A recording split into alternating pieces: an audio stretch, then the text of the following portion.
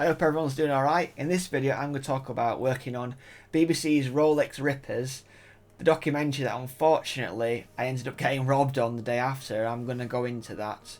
So with this documentary I was the drone pilot and I had to capture some shots of London at quite a short notice because I was called about the documentary the day before.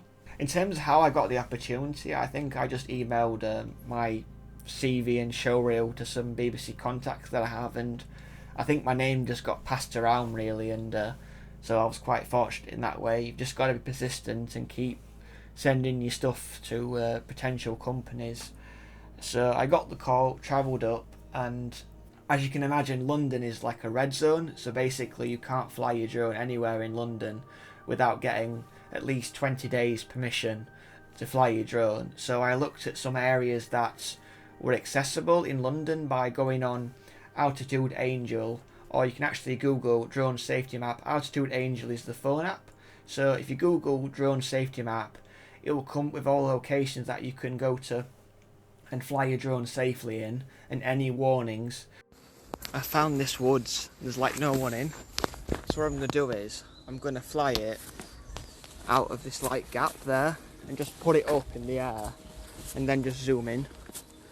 Then no one's around, it's not a flight restriction zone, I should be alright.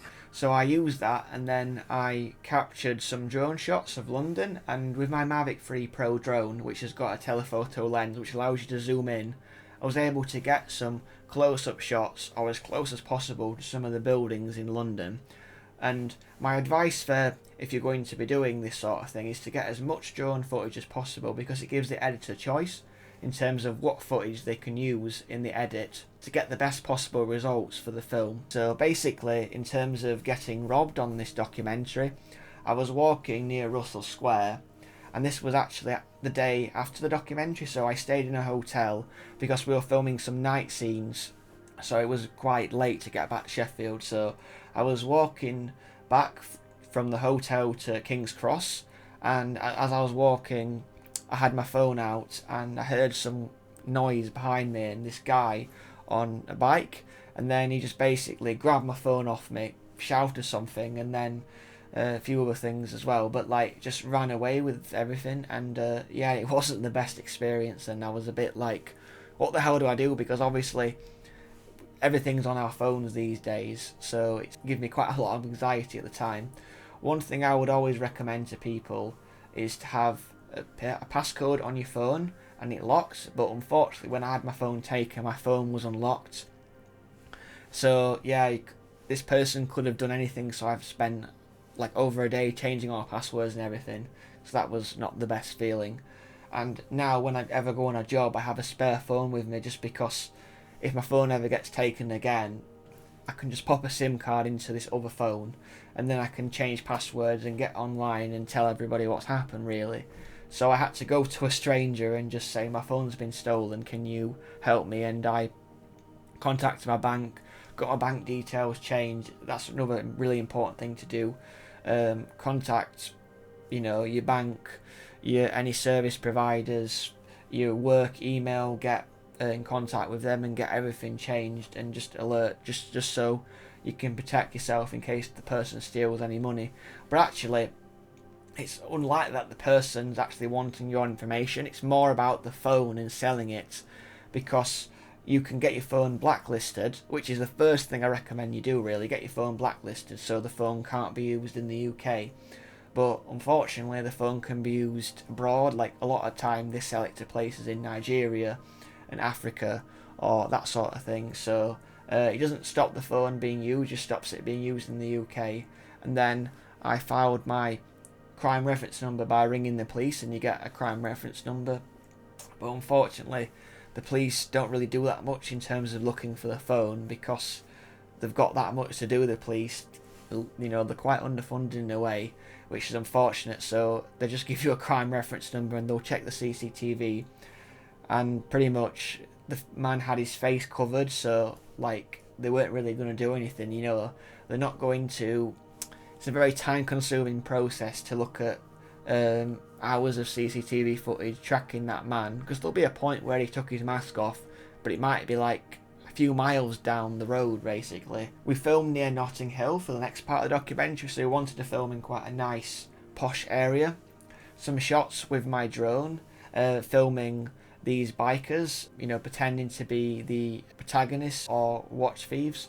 So basically for this bit, I recommend, if you're a drone pilot, looking out for power lines or anything that can get in the way of the drone when you're flying.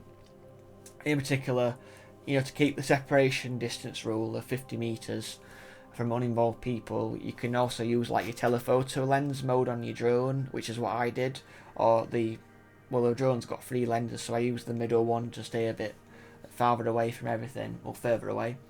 I used the middle lens option to stay a bit further away from everybody, and then with that was able to get the shots. I recommend, when you're quite close to objects, to stay away from using the automated modes like parallax and that sort of thing, and manually fly the drone, just because then you've got complete control of everything. And always check the drone's position in the sky, and check screen as well, and keep going back and forward between the screen and the drone, because it's like not checking your blind spot. So I captured a variety of different shots of the bike, different angles, close-ups, and one thing I recommend, the production asks for 1080p, but I filmed some 1080p as well as 4K, just because they'd have that option to crop in, because actually I couldn't get really close to the buildings, for the first initial establishing shots, just because of the red zone. So filming in 4K or 5K allowed me to go in 10 times zoom with the camera, the drone camera, and also they can crop in a bit extra with the 4K, so that just gave them different choices for the shots. Sometimes you can have particular people telling you to get this shot, do this, it will look cool, but actually you've got to look back and think, is this safe? Is this the best option to do? Because it might be a cool shot. You got to think, you're near these houses, it's a street, you've got to maintain a certain distance. So sometimes, not intentionally, but someone might propose an idea, I can get this shot this way, it will look really cool, but actually you've got to have the confidence to make the call and say, actually, is it safe or not to get this shot? And that's really important, because you need to be able to say no and say, actually, getting this shot is safe or it's not safe, and have the confidence to say that. And actually, an important shot or a nice shot might be really important to the production, but actually, if it's not safe to get the shot, it's pointless. It voids your insurance, it avoids your liability insurance.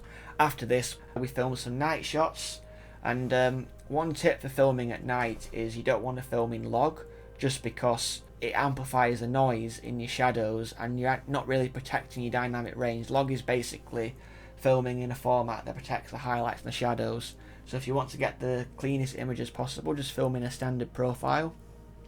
And luckily I had a runner with me, and the runner that was with me helped to protect me, just because obviously it's a bit scary filming at night in London with a few £1,000 drone, and I was able to get the shots, and I'm really happy with them in the end.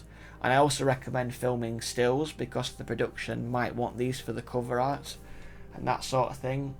And yeah, just look after yourself and just be careful. These things can happen. It wasn't directly the production's fault in any way, it was just this happened on the day after, and a lot of people get the phones taken in London, but luckily I've got another phone now, same one, it will pay through insurance. Definitely get insurance for your phone, especially if you live in London. And luckily they didn't go into any of my accounts, and that was the worst thing.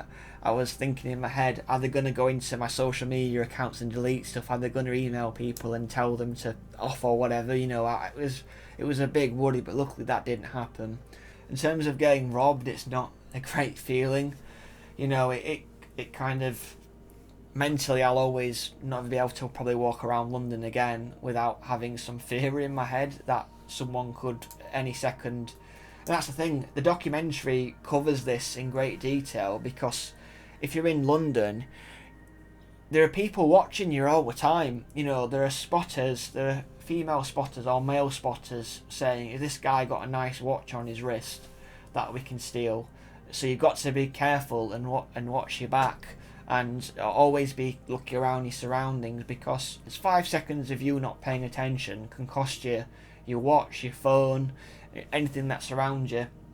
And because London's such a busy place, it's less robberies happening somewhere like Sheffield or Barnsley, for example, because everyone kind of knows each other in a way, and it's not as busy. But London's just so busy that, you know, in split second you can have something taken. And obviously the reason for the high crime rate in London is just because the high cost of living. It's so difficult to, you know, get somewhere there, and also it's just the amount of people, and that contributes to the high crime rate.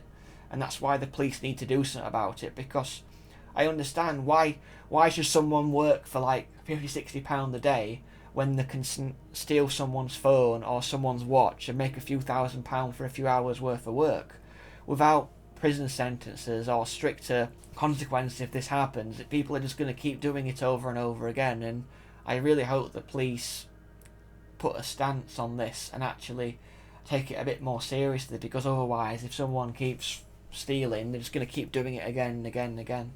These things can happen to you in life, but you've just got to look at the positive and think, this has happened, how can I prevent it happening again? What have I learnt from it? What's the life experience? You're going to sit there and just take it and let these people win, or you're actually going to say, I'm going to come back stronger, which is definitely what I'm going to do. But yeah, thanks so much for watching, and I really enjoyed talking about this documentary. It was a fab documentary to work on, and I really appreciate the opportunity to work on it. And if you've got any questions about drones or anything, just let me know in the comments. And yeah, thanks for watching, and yeah, see you later.